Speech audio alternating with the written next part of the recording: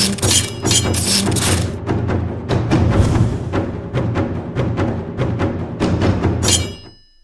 guys, welcome to another episode. On this episode, I want to talk about the concept of buying a used car. Specifically, buying a used car from your predecessor or another foreigner, etc. So chances are, if you're coming here on the JET program or any other program, you may be looking into buying a cheap car. And it's highly possible that if you're coming on the JET program, your predecessor may have a car already, and they may try and sell that car to you. I'm here to tell you to be very careful about buying such said car, and I'll say why in just about a minute.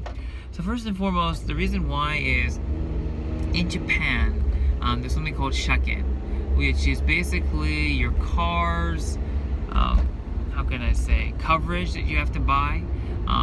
Basically, to get your car inspected and all that, it costs money.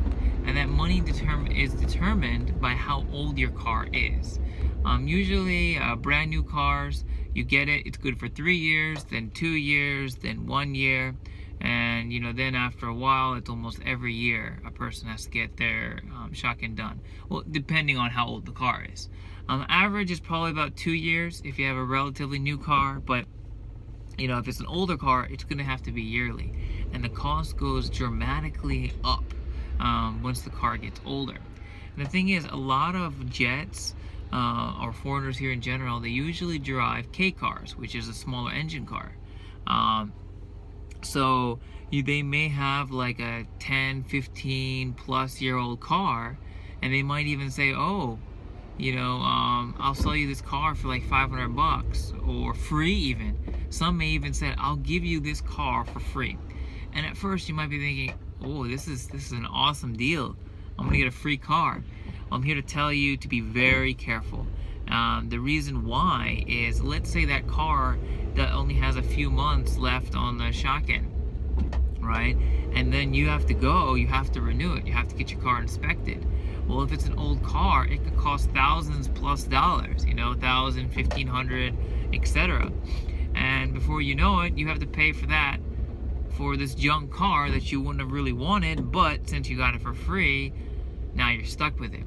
Then you might be thinking, well, okay, well, what if it's okay if it gets to that point, then I'll just, dispose of the car.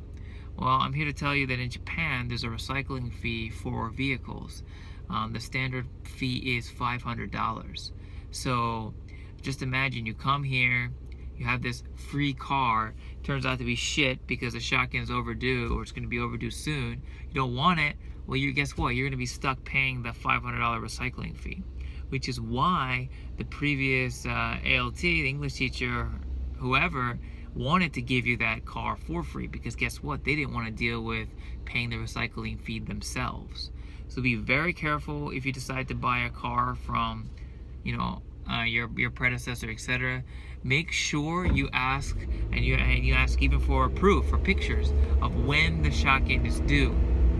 And if they say, well, oh, I don't know where that paper is or something, then that's bullshit. Don't buy the car from them. If you want to play the safest route, if you know they're actually going to be in Japan while you're there, tell them that once you come and you inspect the car, then you'll decide whether or not you want to buy it.